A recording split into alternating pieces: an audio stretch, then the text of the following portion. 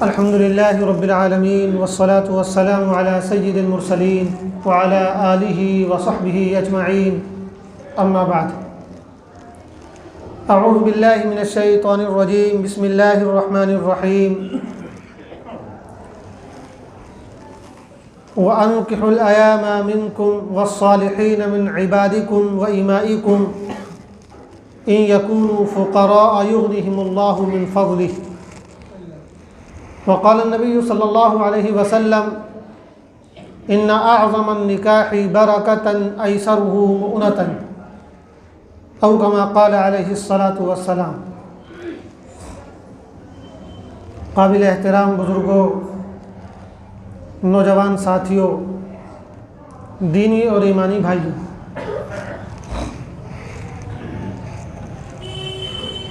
आज हमारी गुफ्तगू का मौजू है निकाह को आसान बनाने की कोशिश करें और वलीमे में सुन्नत का ख्याल रखें। जिन बहुत सी आसान चीज़ों को हमने बहुत ज़्यादा मुश्किल और पेचीदा बना दिया है, बहुत ज़्यादा दुश्वार बना दिया है, उनमें पहले नंबर पर अगर कोई चीज़ है तो वो है शादी। हम मुसलमानों ने, दूसरों की तो हम बात ही नहीं करते, हमें उनसे कोई ख़ास इस सिलसिले में मतलब नहीं है, लेकिन हम मुसलमानों ने शादी को इतना मुश्किल बना दिया है कि अगर आदमी कभी तन्हाई में सोचे तो सर पकड़े बगैर चारा नहीं है। निकाह एक बहुत सादा सा और आसान सा अमल है, यानी सिर्फ लड़का और लड़की दो गवाहों की मौजूदगी में ईजाब और कबूल कर लें, यानी लड़का कहते हैं मैं तुमसे निकाह करता हूँ, लड़की कहती है मैं कबूल करती हूँ, या लड़की के वालिद आके लड़की की तरफ से कबूल कर लें, या कोई दूसरा वकील हो वो कबूल कर ले, बस ये निकाह हो जाता है। इसके अलावा निकाह में कोई चीज़ ज़रूरी ही नहीं है, हत्ता के खुतबा भी ज़रूरी नहीं है, मौलवी साहब को पकड़ के लाना भी ज़रूरी नहीं है कि मौलवी साहब ही निकाह पढ़ाएंगे। लेकिन खैर ये कोई इतनी मुश्किल चीज़ फिर भी नहीं है। आप बुलाइए और 10, 20, 50, 100 लोगों में अपने निकाह का ऐलान कीजिए। हुक्म इसका है कि ऐलान होना चाहिए, यानी बिल्कुल छुप के भी नहीं होना चाहिए।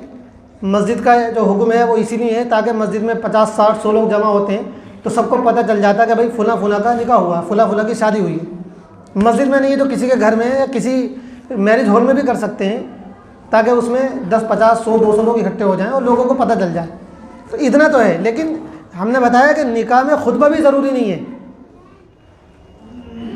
खुतबा ज़्यादा से ज़्यादा मुस्तहब, या बहुत से लोग कहते हैं तो सुन्नत उसको कह सकते हैं।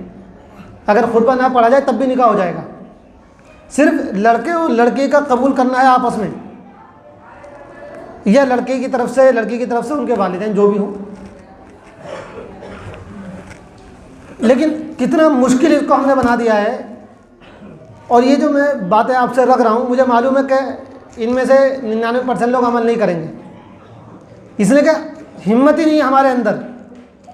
हम दुनिया का कोई काम कर सकते हैं लेकिन समाज के दबाव से बाहर नहीं आ सकते हैं, इसलिए कि समाज के दबाव से बाहर निकलने के लिए दिल गुर्दे की ज़रूरत होती है, और वो दिल गुर्दा हमारे पास नहीं है। माजरत के साथ अच्छे दीनदारों के पास नहीं है, अच्छे मौलाना लोगों के पास भी नहीं है, अच्छे जमातों से और तहरीकी दावतों से जुड़े हुए लोगों के पास भी नहीं है। यहाँ आके सब बोल जाते हैं, सब जवाब दे जाते हैं, बहुत तकरीरें कर लेंगे, बहुत बातें बना लेंगे, बहुत काम कर लेंगे, नमाज़ों के पाबंद होंगे, सारे अच्छे काम करेंगे, लेकिन निकाह के मामले में आके मैंने खुद देखा अच्छे लोग हाथ पांव छोड़ जाते हैं। पता नहीं क्या चीज़ है, समाज का दबाव, प्रेशर हमने कितना अपने ऊपर तारी कर लिया है। मुझे तो वाकई में ताज्जुब होता है। आप समाज के लिए जीते हैं क्या? समाज हमको कोई ऐसी चीज़ क्या दे रहा है भाई जो उसकी वजह से हम इतने बड़े नुकसान पे तुले हुए हैं। इतनी सारी रस्में शादियों की आदमी सुने और जाने तो पागल हो जाए। रिश्ता होता तो उसको पूरा मंगनी का जो पूरा प्रोग्राम हमारे यहाँ होता है उसमें लड़के की बाकायदा बोली लगती है। कई लाख की मंगनियाँ हो रही हैं, जितने में कई शादियाँ हो सकती थी उतने में एक मंगनी हो रही है। और लड़का भी बड़े फ़ख्र से कभी क्या मिला है मंगनी में, कैसा बाइक मिली है मंगनी में, 50,000 रुपये दे के गए मंगनी वाले। यार आप इंसान हैं, अपनी कमाई पे फ़ख्र कीजिए, अपनी कमाई खाने की कोशिश कीजिए। उस लड़की के माँ बाप की कमाई खाते हुए शर्म नहीं आती है? समाज में आदमी चेहरा दिखा कैसे देता है अपने दूसरों को, कैसे इज्जत के साथ ज़िंदगी गुजार लेता है। दूसरों की कमाई पे सारा फोकस दूसरों की कमाई पे, कि लड़की वाले ज़्यादा से ज़्यादा मेरी जेबें भर दें। अच्छों का ये बुरा हाल है। मैं मंगनी होगी, अच्छा खासा प्रोग्राम मंगनी में होगा, खुद लड़के को अच्छे खासे पैसे दिए जाते हैं, लड़की के घर वालों के पूरा अम्मा के, अब्बा के, फूफा के, फूफी के, पता ना किस किस के 50 जोड़ कपड़े आते हैं। क्या है ये बातें मैं इसलिए आपसे कह रहा हूं कि आप हिम्मत कीजिए। 2-4 लोग भी अगर हिम्मत करेंगे तो कुछ ना कुछ तो समाज में अच्छा होगा। लेकिन जो जितने ज़्यादा पैसे वाला है, जिसको जितना अल्लाह ने ज़्यादा दिया है, उतना ही ज़्यादा बर्बाद करता है इन सब चीज़ों में। मतलब अगर एक आदमी अच्छा सेटल है, अच्छे पैसे कमा रहा है, तो वो लड़की वालों से पैसे ले ले, मेरी तो गैरत गवारा नहीं करती, डूब मरो ऐसे पैसे से। आप अल्लाह ने अच्छी रोटी दे रखी है, जॉब भी लगी हुई है, बाप भी कमा रहा, बेटा खुद भी कमा रहा, रिश्ता होगा तो लड़की से वो 1 लाख से कम लेने पे तैयार नहीं हो सकता। भाई कमा किसके लिए रहा फिर? और जब शादी हो जाती है फिर लड़की कुछ परेशान करती है तो फिर शिकायतें होती हैं कि भाई हमारे घर में जो है लड़की अच्छी नहीं है और वैसी नहीं है। जिस लड़की के बाप आंसू बहाकर अपनी लड़की को आपके घर में रुखसत करेंगे, 5-10 लाख खर्च करके अपनी बेटी के लिए कर्ज लेके वो अपने जिगर के टुकड़े को आपके घर भेजेंगे, वो लड़की आपकी इज्जत करेगी? सवाल ही पैदा नहीं होता है। कोई एकाध निकल जाए नेक तो अच्छी बात है, वरना ये सवाल ही पैदा नहीं होता कि जिस लड़की के बाप को आपने दिल से तकलीफ पहुंचाई है। हो सकता है कि आप समझे कि बाप को तकलीफ नहीं होती, बाप खुशी खुशी देता है। कोई बाप ऐसा नहीं जो खुशी खुशी देता हो, सब समाज के दबाव की वजह से देते हैं। और देना, मैं मानता हूँ इस वक्त आप सोचेंगे खाली मौलवियानी बातें कर रहे हैं, मौलवियाना बातें, मैं मानता हूँ थोड़ी देर के लिए कि देना चलो मजबूरी हो सकता है, क्योंकि बाप को खतरा रहता है कि मैं जिस जगह अपनी बेटी दे रहा हूँ उस जगह ना मालूम अगर मैं जहेज़ ना दूँ तो मेरी बेटी को परेशान करें, ये करें वो करें। तो देना किस हद तक मैं मजबूरी मान सकता हूँ, लेकिन लेने की क्या मजबूरी है? जो आदमी 50 लाख रुपए का बैलेंस रखता है, करोड़ों रुपए उसके पास है, फिर भी वो 10 लाख रुपए ज़रूर लेगा। लेने की क्या मजबूरी है आखिर? और अच्छे अच्छे दीनदार लोग क्यों जहेज़ लेते हैं? इसकी वजह से समाज में कितना फसाद फैल रहा, कितनी बहनें और बेटियां बगैर शादी के रुकी हुई हैं, हमें कुछ अंदाज़ा नहीं है। क्या समाज के ताल्लुक से हमारी ये जिम्मेदारी नहीं बनती है? ख़ानदान में जो पैसे वाला होगा वो महंगी से महंगी शादी करेगा और उसी की भतीजी और उसी की भांजी गरीब होगी और वो शादी के लिए तरस रही होगी, लेकिन कोई फिक्र ही नहीं किसी को। मंगनी के बाद फिर जहेज़ का लेना, अल्लाह मेरी पना। मतलब मुझे तो ये सब अंदाज़ा भी नहीं था। लोगों ने बताया कि अब तो शादी ऐसे होती हैं कि जब लड़की वालों की तरफ से बात बेचारों की तरफ से चलती है तो लड़की वाले बाकायदा ऑफ़र करते हैं कि भाई हम 50 लाख खर्च करेंगे, हम 1 करोड़ खर्च कर सकते हैं, लड़के का रिश्ता हमारे यहाँ कर लो। और लड़के वाला बड़े शौक से, हाँ नहीं 50 लाख तो कम है, 50 लाख का तो हमारा फुला सा रिश्ता आ रहा था फुला जगह से, वो हमारे स्टेटस से थोड़ा नीचे है, हम 1 करोड़ वाले आदमी, हम करोड़पति लोगों में आते हैं, तो करोड़ से कम में हम शादी नहीं कर सकते। अगर आप करोड़ रुपये खर्च कर सकते हैं हमारे बेटे के लिए तो आप बताइए, हमें मंजूर है। ये मैं उन लोगों की बात कर रहा हूँ जो बज़ाहिर सोसाइटी में दीनदार कहलाते हैं। जो नमाज नहीं पढ़ता है, जो दीनदार नहीं कहलाता, उससे तो इतना मतलब ही नहीं है। बेचारा वो जब हज़ारों बुरे काम कर रहा है तो एक बुरा काम ये भी कर लेगा, उसको कोई मतलब ही नहीं क्या हो रहा क्या नहीं हो रहा है। लेकिन जो लोग दीनदार कहलाते हैं, हमारे उलमा के तबके के हैं, हमारे जमातों के तबके के हैं, तहरीक इस्लामी से जुड़े हुए हैं, मदरसों से जुड़े हुए हैं, मस्जिदों से जुड़े हुए हैं, वो ये खुराफात कर रहे हैं और शर्म नहीं आती है। 10-10, 20-20 लाख का जहेज न सिर्फ कि बेटी वाला दे रहा, लड़का मांग कैसे लेता है। मैं कसम खा के कह सकता हूँ कि इससे बेहतर है कि आदमी गड्ढा खोल के दब जाए, मर जाए। जबान में कैसे आ गया कि मुझे 4 व्हीलर गाड़ी चाहिए, ये मुंह में आ कैसे जाता है।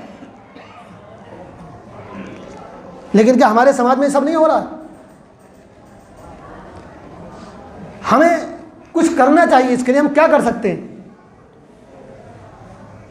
अच्छा, मैंने ये भी देखा, यही अपने मस्जिद ही के महल्ले की बात है कि एक लड़का मेरे पास आया, 1-1.5 साल हो गया होगा, क्या मैं जहेज़ के बगैर शादी करना चाहता हूँ, मैं जहेज़ लेना नहीं चाहता। मैंने कहा बहुत अच्छी बात है, बहुत, ये तो मुबारक बात है, खुशी की बात है। लेकिन उनके घर वाले प्रेशर बना रहे कि जहेज लोगे, क्योंकि ये अपना एक अजीब स्टैंडर्ड हम लोगों ने तय कर रखा कि जिसको ज़्यादा जहेज मिलेगा वो गोया के ज़्यादा बड़े लोगों का है, बड़े लोगों में से, वीआईपी में से है। जिसको जहेज कम मिलेगा उसका स्टेटस, उसका स्टैंडर्ड छोटा है। क्या बेहुदापन है, क्या पागलपन है। जो जितने ज़्यादा में बिक जाए, बोली लग रही है आपकी, अपने बेटे को बेचते हुए शर्म नहीं आती है? वैसे बहुत गैरत दिखाएंगे, लेकिन यहाँ आके सबकी गैरत पानी हो जाती है। जहेज लेने का सवाल ही पैदा नहीं होता है, और जायज़ ही नहीं है जहेज लेना। मैं बिल्कुल साफ कह रहा हूँ। हुज़ूर पाक अलैहिस्सलाम की 4 साहबजादियाँ थीं, किसी को जहेज नहीं दिया। लोग कहते हैं हज़रत फ़ातिमा को जहेज दिया, जो चक्की वगैरह 2-4 चीज़ें दी थी। भाई वो हज़रत फ़ातिमा को हुज़ूर पाक अलैहिस्सलाम ने अपनी तरफ से नहीं दिया था, हज़रत अली को इतने छोटे से पाला था। हज़रत अली एक तरीके से आपके बेटे थे और आप ही के साथ रह रहे थे। जब हज़रत अली का निकाह का मामला हुआ तो अब जाहिर सी बात है उनको अलग घर चाहिए था, तो एक छोटा सा घर बना के कहा भाई अब तुम चक्की वगैरह ये वो, तो 4-5 चीज़ें उनको दी थी, और वो भी हज़रत अली के पैसों से दी थी खरीद के। ये भी जान लीजिए। हज़रत अली से पूछा क्या तुम्हारे पास, कहने लगे मेरे पास ज़िरा है। तो आपने कहा उसको बेचो। ज़िरा बिकवा के कुछ चीज़ें उनको अल्लाह के रसूल ने दिलवाई थी, चूँकि आप उनके लिए बहैसियत वालिद थे, गार्जियन थे उनके, इसलिए आपकी एक तरीके से जिम्मेदारी बनती थी कि अपने बेटे को सेटल करें। बाकी 3 बेटियों का तो कोई जिक्र नहीं आता है कि आपने उनको कुछ दिया हो, 1 रुपया भी दिया हो। खुद आपने 11 शादियाँ की, आपकी किसी शादी के बारे में तो नहीं आता कि आपको जो है माशाल्लाह ऊँटनी मिली हो जहेज़ में। तो मेरे बुज़ुर्गों, ये बात मैं कोई तकरीर के मकसद से नहीं कह रहा हूँ कि मुझे कोई तकरीर करनी है और आपको सुनानी है। मैं इसलिए कह रहा हूँ कि अगर हमारे महल्ले में से भी 4-5 लोग ऐसे निकल आएँ, मैं समझता हूँ समाज का दबाव होता है, मैं भी समाज में रह रहा हूँ, लेकिन इतना दबाव मत बनाइए समाज का। समाज आपको कुछ नहीं दे रहा है जो आप उसके दबाव में आके ऐसे गलत काम कर रहे हैं। तो इतना प्रेशर मत लीजिए कि आप सारे गलत काम करते चले जाएं। ज़िंदगी में खुश रहने का राज ही है कि आप किसी का दबाव न लें। अगर कोई जायज़ काम आपको लग रहा अच्छा है, फिर दुनिया एक से एक तरफ हो जाए, किसी की परवाह मत कीजिए। तो अगर जहेज़ देना किसी हद तक मजबूरी है, मैं समझ रहा हूँ इस वक्त जो माहौल है उसमें कोई बाप आसानी से इसके लिए तैयार नहीं होता है कि अपनी बेटी को बगैर जहेज़ के रुखसत कर दे, क्योंकि उसको मालूम है कि जिस घर में वो जाएगी पता नहीं उसके घर वाले कितना उसको परेशान करें। ऐसे केसेस हमारे सामने होते हैं। लेकिन जो शादी करने वाला लड़का है, उसके वालिदैन ने वो तो कसम खा ले कि हमें जहेज़ लेना ही नहीं है। लोग कहते हैं कि ऐसे रिश्ते नहीं मिलते हैं कि अगर हम जहेज़ लेने का इनकार करें तो कोई लड़की हमें देना नहीं चाहता। ऐसा नहीं है, मेरे साथ मैंने सब चीज़ें प्रैक्टिकल कर ली हैं, इसलिए आपके सामने अर्ज़ कर रहा हूँ। रुकावट आती हैं। जब मैंने ये बात रखी अपने वालिदैन के सामने कि मुझे जहेज़ नहीं लेना है, तो ख़ुद मेरे वालिद ने मना किया। मेरे बड़े भाई से मेरी लड़ाई हुई, मतलब बहस हुई इसी बात पे। मैंने कहा रिश्ता इसी शर्त पर होगा कि जहेज़ नहीं लूँगा एक पाई भी, अगर तैयार हैं तो कीजिए, नहीं तो मुझे कोई और रिश्ता मिल जाएगा। रिश्ता हो गया इसी शर्त के साथ। उसके बाद फिर प्रेशर बना कि हम चाहे पहले भेज दें या चाहे पैसे भेज दें, क्योंकि हम बगैर जहेज़ के अपनी बेटी को रुखसत कर ही नहीं सकते। तो लड़के वाले इसलिए घबराते हैं क्योंकि उन्हें अंदाज़ा नहीं होता कि जिस घर में वो लड़की जा रही है उस घर के लोग उसको खुश रखेंगे कि नहीं रखेंगे। बहुत से लोग ज़बान से सिर्फ मना कर देते हैं, और जब लड़के वाले थोड़ा प्रेशर बनाते हैं तो वो तैयार हो जाते हैं कि भाई हाँ ठीक है, अच्छा है, दिल में तो होता कि मिले। लेकिन उसके बाद इतना, मैं भी समाज में रह रहा हूँ, मुझ पर भी इतना प्रेशर बनाया गया। मैं अपनी बात बताना नहीं चाह रहा हूँ, लेकिन इसलिए बता रहा हूँ ताकि आप हिम्मत करें तो आपको नसीहत मिल सके। आप कर सकते हैं। जब एक अल्लाह के बंदे ने किया, बहुत से लोगों ने ऐसा किया है, बहुत से लोग कर रहे हैं, आप भी कर सकते हैं। हिम्मत तो कीजिए। मैंने साफ कहा मैंने रिश्ता नहीं करूँगा इस शर्त पे, होने के बाद भी रिश्ता तोड़ दिया जाएगा अगर आप एक पाई भी देंगे तो। मेरी गैरत गवारा नहीं करती कि मैं अपनी बीवी के घर से लाए हुए सामान में रह सकूँ। मैं चटाई में सो सकता हूँ, लेकिन बीवी के घर के दिए हुए डबल बेड पर नहीं सो सकता। मेरी गैरत गवारा नहीं करती भाई। मैं एक वक्त फाके रह सकता हूँ, लेकिन ससुराल से कोई पैसा मुझे मिले इस नाम पे, मैं इसको बर्दाश्त नहीं कर सकता। हदिया ईद उद पर कोई मिल जाए तो वो अलग बात है। तो मेरे भाइयों, ये समाज है, इसमें हम जो अच्छे पैसे वाले, मैं ख़ासतौर से उनसे कहता हूँ, वो यहाँ के बहक जाते हैं। हम तो 50 लाख खर्च कर देंगे तो आपको क्या अल्लाह का हिसाब नहीं देना पड़ेगा? आपके पड़ोस में जो गरीब रह रहा है, जिसकी बेटी और बहन बगैर शादी के बैठी हुई है, उसकी जिम्मेदारी आप पर नहीं आएगी क्या? अल्लाह ताला पूछेगा कि तूने तो 50 लाख खर्च कर दिए थे, अगर 2 लाख उसकी शादी में लगा देता कौन सी क़यामत आ जाती? मुसलमानों में सबसे ज़्यादा पैसा अगर बर्बाद होता है ये बाकायदा सर्वे रिपोर्ट है। मुसलमानों में सबसे ज़्यादा अगर पैसा बर्बाद होता है तो 2 चीज़ों में होता है, एक शादियों में और दूसरा उम्रा करने में। फ्री में उम्रे कर रहे हैं, अजीब ये चीज़ चल पड़ी है। हर साल उम्रे में निकल जाते, 2-2 3 उम्रे हर साल। अल्लाह के रसूल ने तो उम्रे नहीं की इस तरह। शादी में सबसे ज़्यादा पैसा बर्बाद होता है। और दूसरी चीज़ है वलीमा। वलीमा हम क्या करते हैं, अब वक्त हो गया इंशाल्लाह, वलीमा भी हमारा अब सुन्नत नहीं रहा है। हाँ, अब सुन्नत नहीं है वलीमा। फिर इंशाल्लाह उस पर अगले हफ्ते का भी गुफ्तगू होगी इंशाल्लाह। तो मेरे भाइयों, मैं बहुत यानी दिल के दर्द के साथ, मेरी अगर 2-4 लोग भी मेरी बात मान लें, सिर्फ इंशाल्लाह इरादा करें, कोई मुश्किल नहीं है। आपको डरना पड़ेगा, कोई भी काम करने के लिए हिम्मत होनी चाहिए। आप हिम्मत पैदा कीजिए। मैं उन बापों से कह रहा हूँ, क्योंकि बेटा अगर मना करेगा तो बाप को फिर भी चाहत रहती है। कुछ बाप ये तय करें कि मैं अपने बेटे की शादी बगैर जहेज़ के करूँगा, और ऐसे रिश्ते मिलेंगे। और कसम से ऐसी बरकत होगी शादी में, आप अंदाज़ा नहीं कर सकते। ऐसी बरकत होगी, आप अंदाज़ा नहीं कर सकते। ऐसी खुशियाँ मिलेंगी ज़िंदगी में, आपको अंदाज़ा नहीं है। जहेज़ के बाद आप आसानी से खुश नहीं रह सकते। अल्लाह ताला जो है किसी के दिल में बात डाले और हमको अमल करने की तौफीक अता फरमाए। आमीन। व आखिरु दावाना अनिल हम्दुलिल्लाह।